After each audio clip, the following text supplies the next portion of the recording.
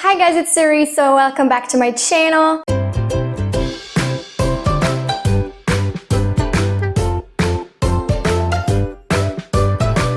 Before we get into this video, there's two things I have to apologize for. The first is the audio and the noise. I can hear it. I know you can.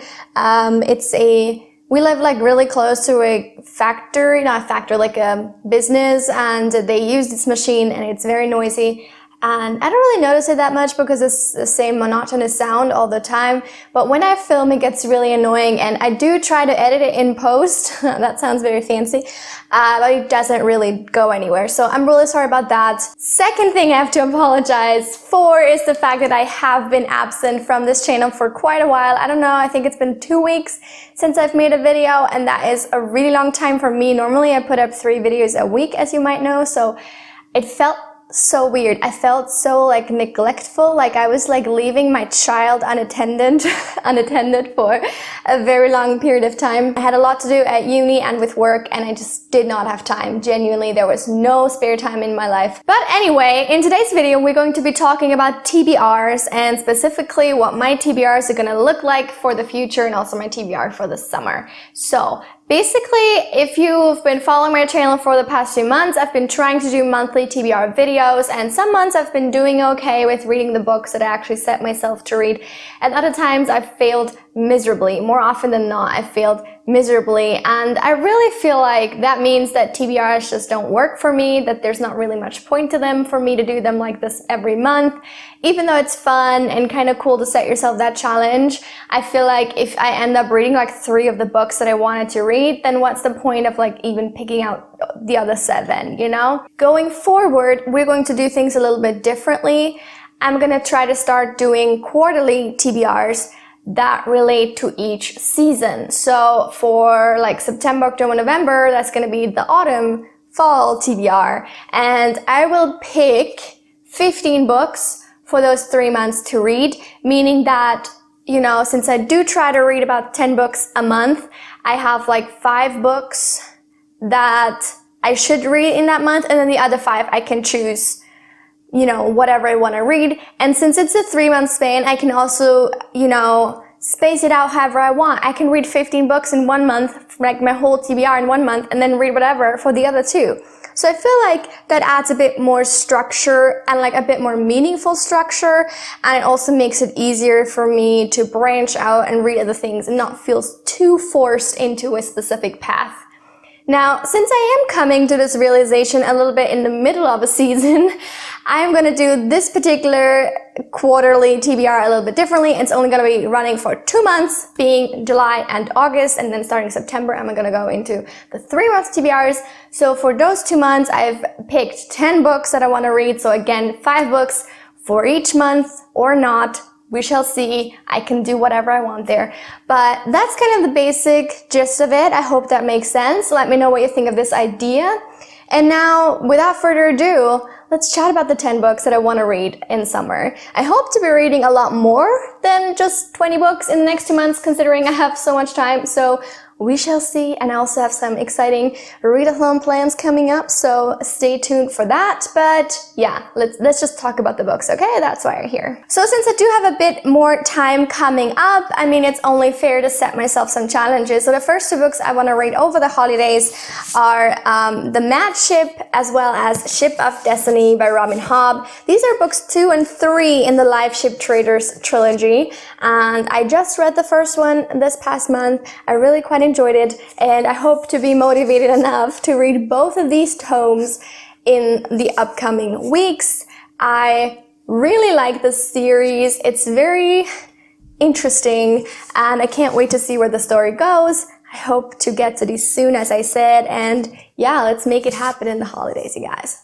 Oh wow, the sound just stopped. Please, dear God, stay this way. Please, please, please, please. Up next, we have a Conan, which is something I try to read quite frequently. This is volume 91 by Gosho Aoyama. I was meant to read it in June and didn't because, again, I fail at TBRs consistently. So, yeah, I hope to read this for a bit of Japanese practice. This next book is a bit more of a recent purchase. I bought it because I had my eye on it for a while and I really wanted to try out this author, and that is White Teeth by Sadie Smith.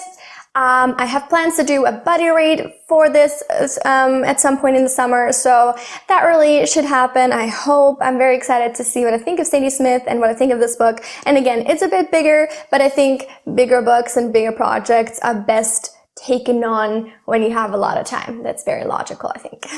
Next, I wanted to listen to an audiobook, and that is Educated by Tara Westover. I've also been eyeing this book for a long time. I just got it on Audible today. Educated, I think, is a memoir of this girl who grew up basically uneducated in a very interesting living situation. It really reminded me of The Glass Castle, which I have also yet to read. But it sounds interesting. I'm excited to see what it's all about. I love these type of like real life stories.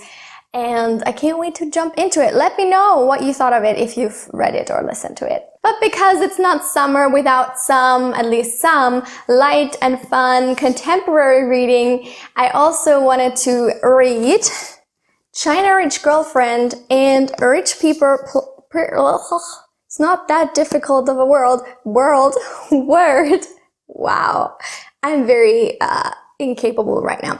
Rich People Problems. There we go. By Kevin Kwan. I just got these two books yesterday, actually. I'm about to do a haul as well, so show you all the books I recently got. But I just got these. I can't wait to dive into them. I read Crazy Rich Asians in May, I think, or April. I really liked it. I honestly had to restrain myself from instantly buying the sequels. I got them finally, and they don't match necessarily, even though I kind of bought them in like a box set, but I feel like it was sort of a self-made box set. I think they were sold by not by Amazon directly, but by a third-party seller. And they basically just bought 3 copies of the book and then put them together.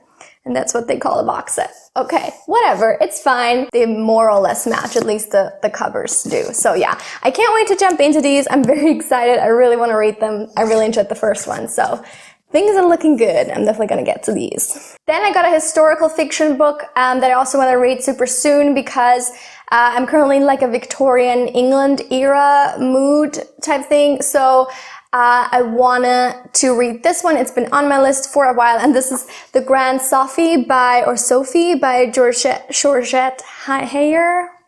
Bad with words today. I don't know what's happening. I think this was written in the 1950s or so, but it's an Victorian era romance, and I think it's about first cousins falling in love, which is a little iffy.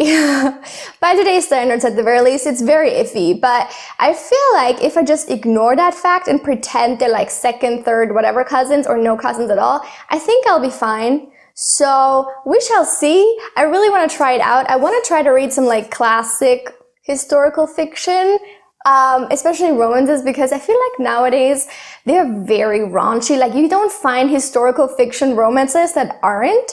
And while that's fine, I enjoy those too. I feel like maybe something else would also be quite nice. So I guess we'll see.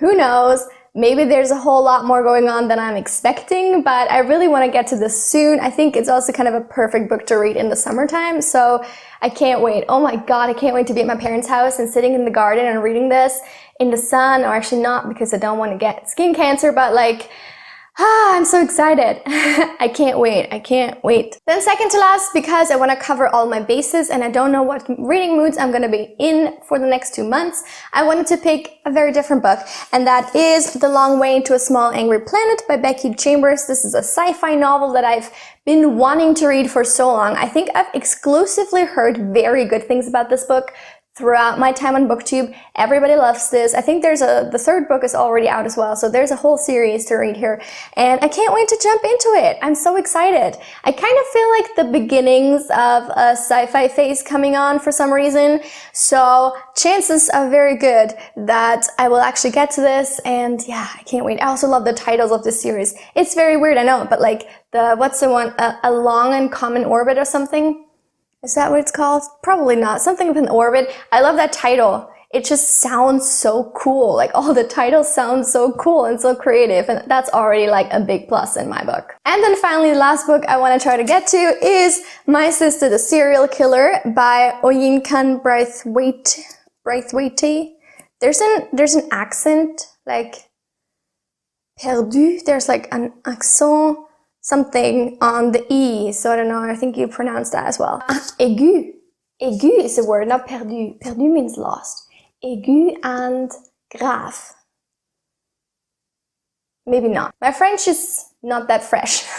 So, you know, we do what we can here. Okay. Basically, I'm just very interested in this book. I'm very intrigued to see what it's about and how I feel about it. I know it has very mixed reviews, but it just sounds so different and crazy, kind of. You know, very out there. I'm very excited to get to it though, and I'm gonna make it happen sooner than later. And yeah, that is it for the 10 books that I plan to read over the course of July and August.